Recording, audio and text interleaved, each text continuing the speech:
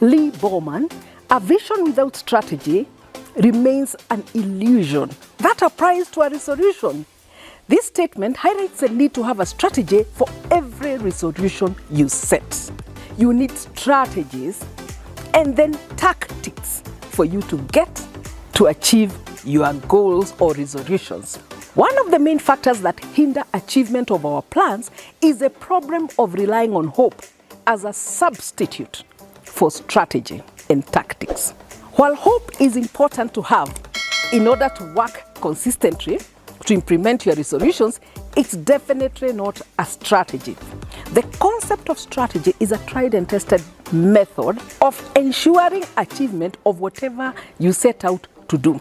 It's an idea that originated from the military, where effectiveness is highly valued. The big idea behind it is to have a clear blueprint of what you need to do in order to get to where you want to go. You may have made a resolution to work harder, make more money, probably lose weight, common for with most of us, or start a business, or even maybe you want to learn a new skill, or even get out of a relationship that is not working for you. It could even be to stop spending your rainy day money on the wrong things. To achieve your resolution, you need to go further and develop a strategy. Strategy is defined as a systematic plan of action to achieve a specific goal. To put it simply, strategy defines what to do and what not to do. It's a plan of action of what you need to do in order to achieve a particular goal. Michael Porter simplified this by saying that the essence of strategy is to choose what not to do. What this means is that strategy is about making choices and trade-offs, what to do and what not to do in order to get what you want. So nothing for free. Once you work out your strategies, you need to move on to tactics. And tactics refer to how to do it. You see, we said strategy is what to do, and tactics is how to do it. You need clear tactics on how to implement these strategies. Tactics answer the question, how to.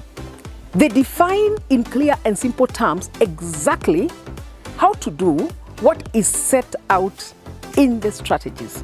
Tactics refer to specific actions or processes that are well structured to implement a specific strategy.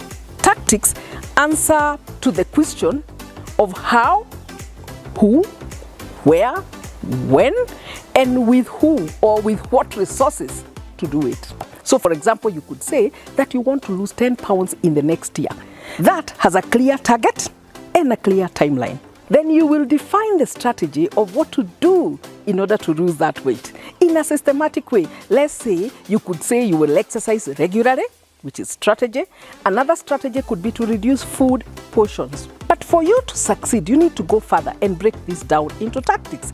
And the tactics will spell out the specific exercise to do, where to do it, when to do it, how frequently to do it, and how long to do it. And on the diet, tactics will define what to eat, what not to eat, when to eat, and when not to eat, and so on, and all those things that you've been told by nutritionists tend to work for weight loss. You should take the necessary action to implement these resolutions, because it's not enough to say this, it's the action part that makes a difference. You have to start acting on the strategies and the tactics and keep moving forward in the direction that you want to go. Take the first step and the next step, and this will build momentum. Be consistent.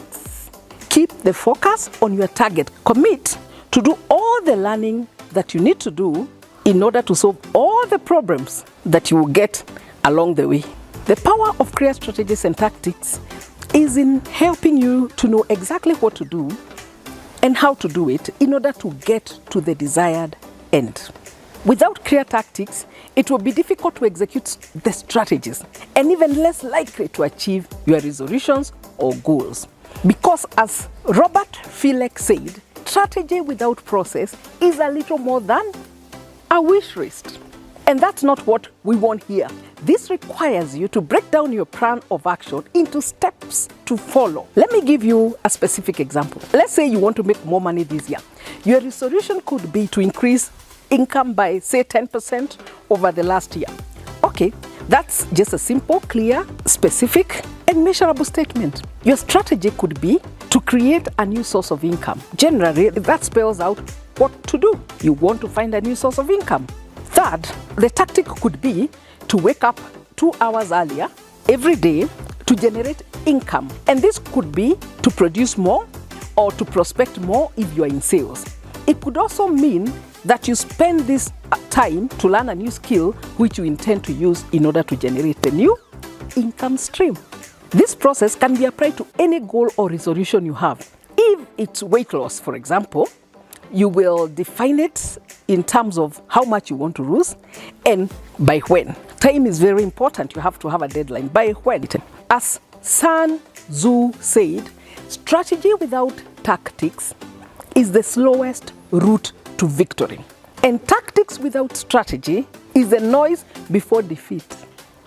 That is why we sometimes come up with resolutions with great excitement during the new year, and then we go on and on about them and broadcast to our friends and social circles how excited we are about these resolutions, only to be disappointed when by February we don't even want someone to ask us about these resolutions.